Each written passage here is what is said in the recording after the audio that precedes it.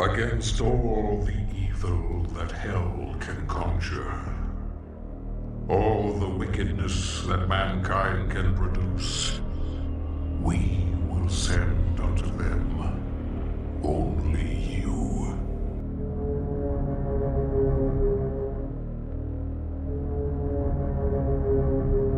He is, for lack of a better word, a god, an avenging angel, the right hand of doom, here to save humanity from its sins.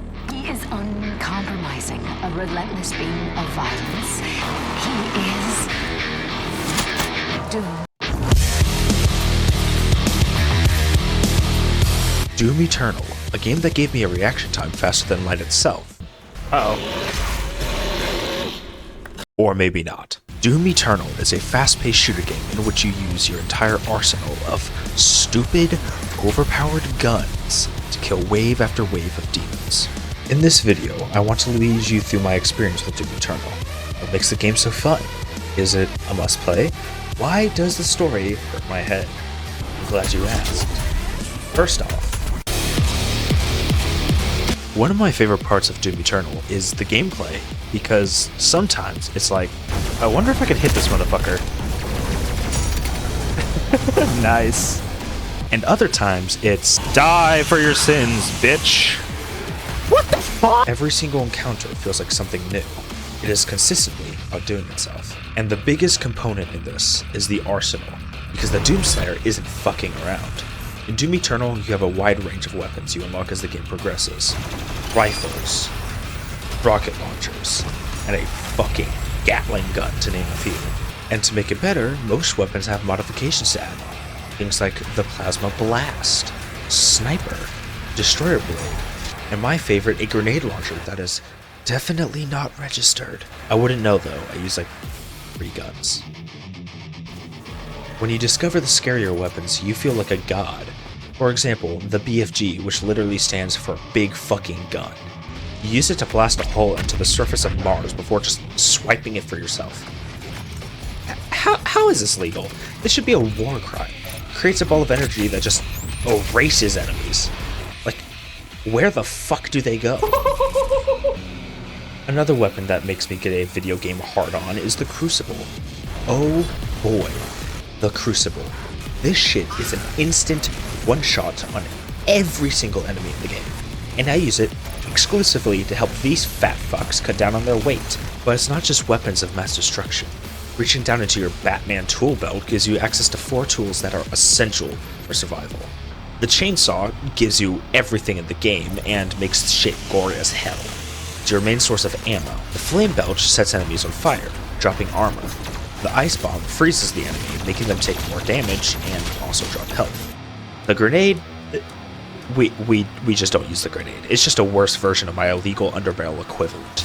Mixing these together can create some interesting results.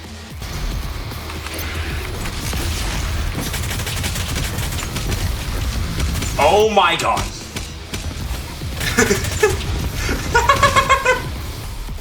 And I cannot forget the best part. Rip and tear until it is done. How does one do this? Introducing the best addition to the Doom franchise, Glory Kills. Just watch.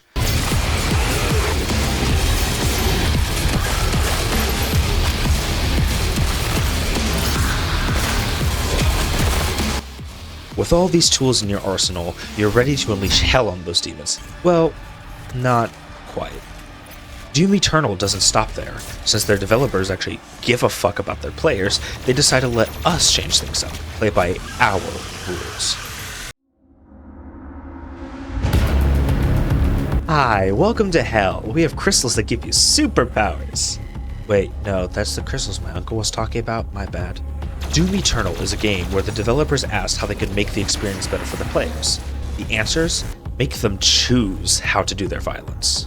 They implemented a multitude of ways to change the Doomslayer to your own style of fighting, starting with the runes.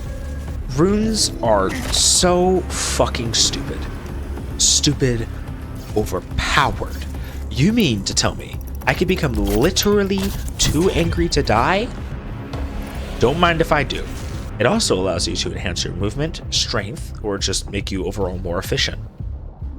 Sentinel crystals are like drugs, addicting and having weird effects on your physique. Just don't do drugs, kids. Popping one of these crystals gives you the ability to upgrade ammo, health, or armor. Getting specific sets of buffs unlocks a set bonus, and some are just straight up broken. Specifically, the two that let you charge blood punches through excess health or armor. Blood punches can be upgraded to drop health. Health, charges, blood punches. This unlimited loop is busted. Lastly, Raider Suit points. I'm going to be honest here, do not listen to me for this. I literally just put everything into ice bombs and barrels. The upgrades are a bit small on their own, but maxing out a section is scary good. My ice bombs went from mild inconveniences to a small natural disaster. And trust me, you'll need all the upgrades you can get as you need to deal with the enemies in the game. There are a few. Doom Eternal's cast of enemies resembles a misfit group of tone-deaf men forming a boy band. They shouldn't work well together, but oddly they do. There's far too many demons to cover here, so I'll list a couple of my favorites. You have the zombies, beings meant to act as mere death fodder for the Slayer. There is the Revenant, a skeletal giant with shoulder cannons and a great taste in instruments. Sonic the Pinky, who is a small but mighty demon that cannot resist the urge to ram his head into a wall. And you have the Tyrant. Man, I guess Attack on Titan Season 4 was so bad that they had to rerun it in hell. This live-action remake is gonna haunt my nightmares. With all the variation between enemies, there's never a dull moment. What makes it even better is that almost every single demon has a small toy you can collect in the game. But toys aren't the only thing collectible.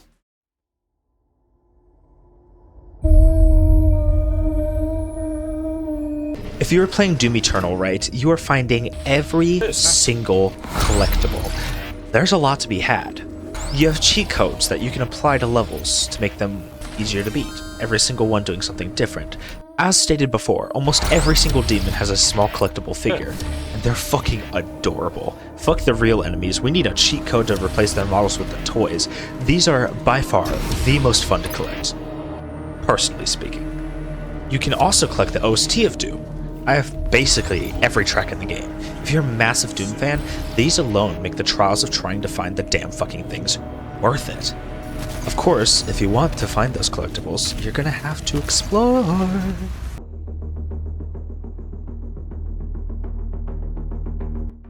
Exploration in this game is incredible.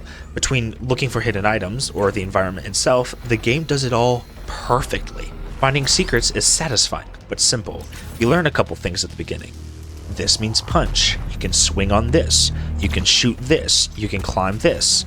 And that is the premise behind every single hidden item in the game. Once you find the first item, your internal spidey sense will go crazy and point you to the rest of them.